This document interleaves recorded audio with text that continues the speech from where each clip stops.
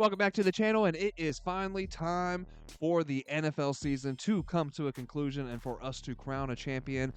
Super Bowl 59 is upon us. Going to kick off on Sunday, 6:30 p.m. Eastern Time. And we got a rematch of Super Bowl 57.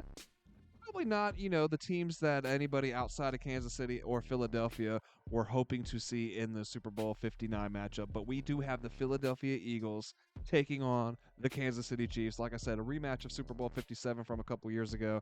And we got the Chiefs coming into this one as 1.5-point favorites. Got a total sitting at 48.5. It's going to be the Chiefs' 5th Super Bowl now in the last 6 years, while the Eagles are making their second trip to the bowl in the last 3 years themselves. Philadelphia, man, they won 15 of their last 16 coming into this game here. That one loss was against the Washington Commanders back in Week 16. Just got to be an asterisk beside that one, right? Hurts got injured early on in that one, was knocked out with a concussion. That was early in the first quarter. And they still damn near won that game. Besides that, man, the Eagles hadn't lost a game since Week 4, the end of September, to the playoff-destined Tampa Bay Buccaneers. So not like they lost to a shabby team by any means in that aspect as well. So just been on a complete tear, man. And then if you look at the Chiefs, not like things have been much different on that side of the ball, right? Look, they rested the whole team damn near in Week 18, right? And that was a 38-0 beatdown to the Denver Broncos. That was to be expected. Their one true loss on the season was way back in the middle of November to the Buffalo Bills, and that game was in Buffalo as well. That's their one true loss on the season. But looking at the Chiefs throughout the season, man, they just kind of eked out victory after victory, right? There was just so many games where it looked like they weren't really in control, looked like they weren't playing to the level that we've seen the Chiefs play over the last few years. 11 of their 15 wins this year were in one-possession games. 11 of the 15 games, right? So I'm going to take away, personally, two things from that. And the first thing that I would take away from that is that they do have a lack of depth and a lack of just overall talent from top to bottom on this roster as compared to years past. That's the first thing I would take away from this, while they were in so many one-possession games. The second thing I would take away from that is that despite the lack of talent around him, despite the depth, they still have Patrick Mahomes. They still have Travis Kelce, who has a great repertoire with Patrick Mahomes. They still have Andy Reid, who is, man, kind of just trying to stake his claim as the GOAT. Those three are still on the Chiefs, and that's my biggest takeaway from all these one-possession games is that the Chiefs are still the most clutch team in football. And by a far margin, man, because it's like to beat this Kansas City Chiefs team, you have to do so over the course of 60 minutes, right? You're not going to beat them in the final minutes of these games. If it's a close one-possession game in the final minutes, just forget about it, man, as evident to the fact that, like I said, 11 one-possession games for the Chiefs this year. They won all 11 of them.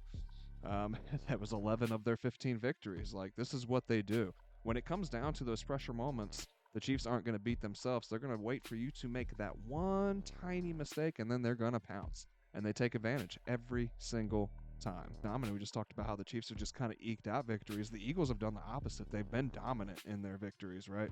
And just throughout the course of this season, they've got an average margin of victory throughout this season of just over 14 points per game, and that includes their 3 postseason wins as well.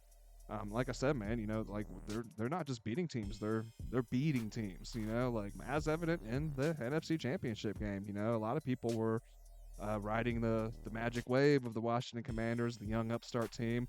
And they were fun to watch, man. It was incredible. It was a great run. And then the Eagles smoked them, put 55 points up on them.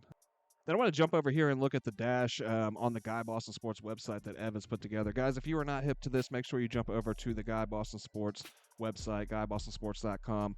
You can become a member and get access to all of these dashboards that he's created, which is spanning each sport, NFL, NBA, MLB once it's back in swing.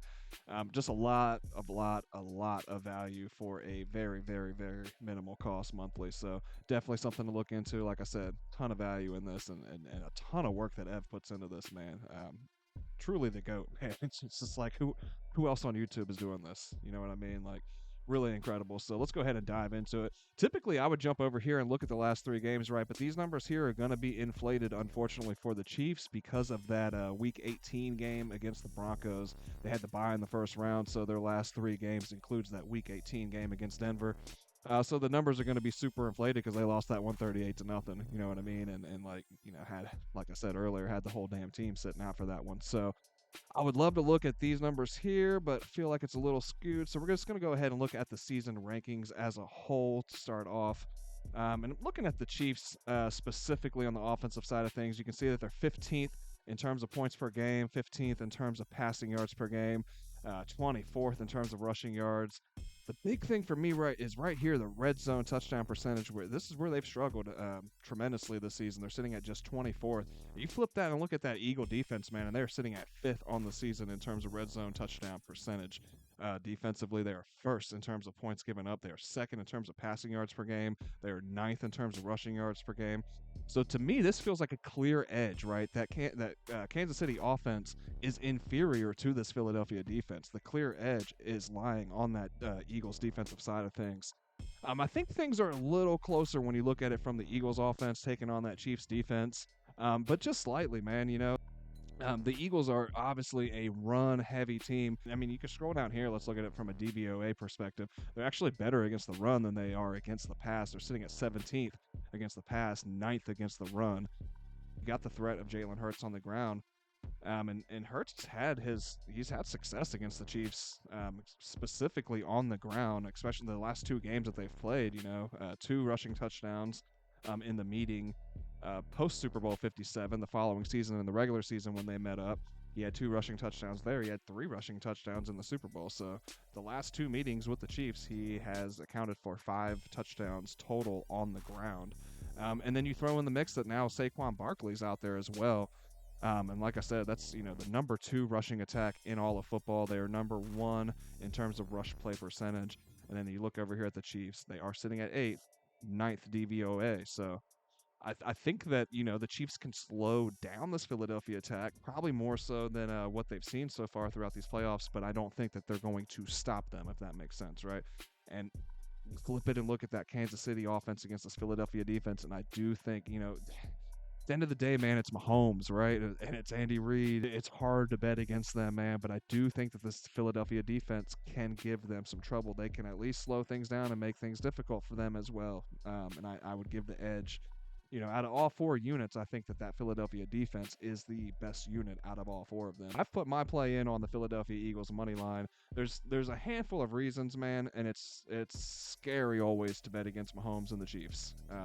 It's one of those things until somebody knocks them off, it kind of feels crazy to bet against them. But I do think this Eagle team has a good chance of knocking them off. You look at this defense right here, like I said, man, this is the big thing for me. They're sitting at first DVOA defense, second in the pass, second in the run. And that Kansas City run game feels shaky to me. Pacheco has not really caught his bearings yet. He's been hurt most of the season, came back from injury towards the end of the year. He just has not looked the same. It's definitely essentially a pick 'em. But I'm going to go with the Eagles on the money line. Give me that plus money play with who I feel like has the better defense of the two. We're basically running back Super Bowl 57 if you really think about it, right? It's essentially the same teams on both sides. It's a lot of the same players on each side of the rosters. The biggest difference for me looking at it, as far as the Eagles, the defense has improved. Top to bottom, the defense has improved from that Super Bowl 57 roster, and they've added Saquon Barkley. If you look at Super Bowl 57, they had control of that game. They were up 24-14 at halftime. Jalen Hurts had a great game, honestly. He was the rushing attack in that game for much of that season. He had 70 yards rushing in Super Bowl 57 for 3 rushing touchdowns. He also threw a touchdown through the air. A.J. Brown, Devonta Smith, they both had decent games, not blow-you-away games, but, I think Brown was over 100 yards, had a touchdown.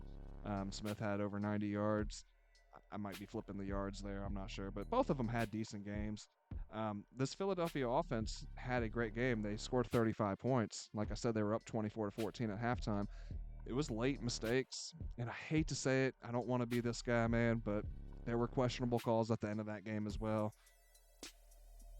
and they still damn near beat that Chiefs team, man. It was a 38-35 Kansas City win. So I think you look at that, you look at the fact that the following year the Eagles ended up beating the Chiefs. Like I said, essentially the same rosters as what we're going to see in Super Bowl 59. They went in that following year and beat them 21-17. It was a tough, grinded out game. The Eagles won that one.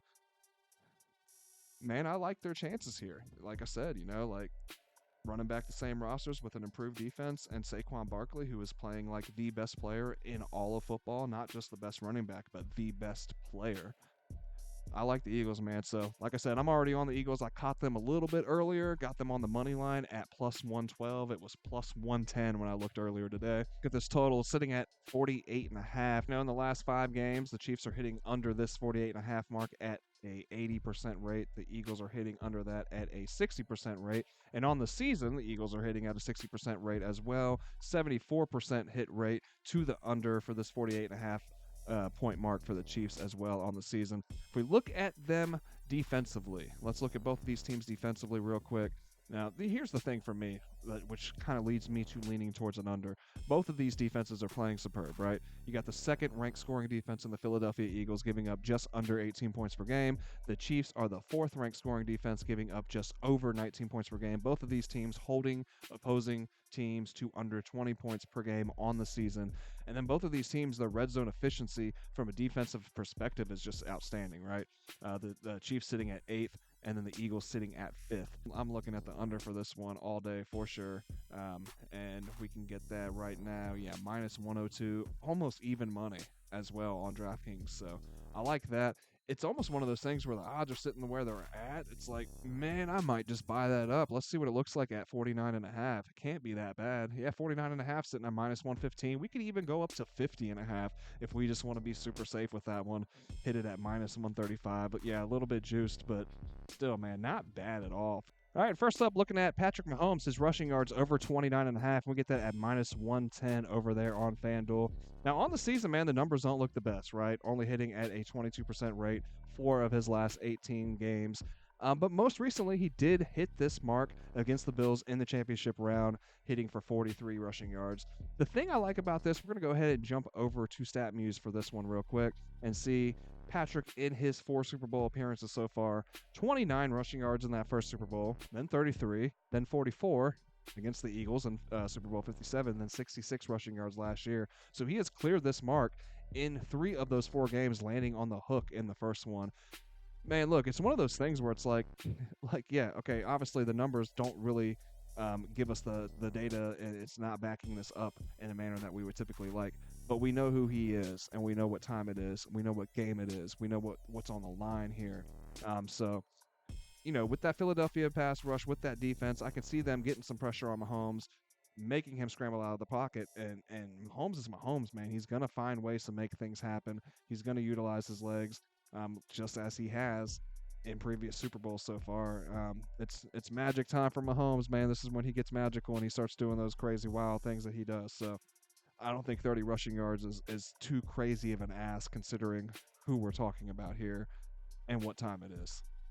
Then I'm going to be looking at Saquon Barkley, his rushing yards over 111.5. Actually, I'm going to go ahead and look. Yeah, we can get that at 110.5 for the same odds, minus 110. So I'm going to be looking at that over there on FanDuel. Now, look, we can see Kansas City is not shabby against the run, right? Against running back specifically, giving up the 3rd fewest rushing yards allowed to that running back position. But we did see James Cook have some success against them in that championship round. We've seen other running backs throughout the course of the season have some success at times as well. This is Saquon Barkley, best back in the game, best player in the game currently, man.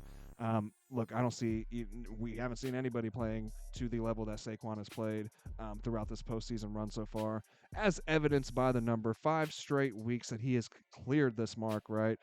6 of the last 7 even. So, I mean, look at it in the last 10, we can see that he's hit at an 80% rate, right? Clearing that mark. So I like his chances here, man, even against that Chiefs defense. Look, if I'm going to sit here and say that I think the Eagles are going to win this one, I think the Eagles are going to win it because of that Saquon addition, because of their defense, man. I expect them to run the ball, run the ball, run the ball. run the ball and control that time of possession, keep the ball out of Mahomes' hands and limit those opportunities as much as possible. That's what I expect to see most definitely. So 111 yards doesn't feel like a huge ask. I am also tempted, though, to kind of look at that from an alternate perspective. Maybe look at that over 89.5 and then pair that with a touchdown as a parlay.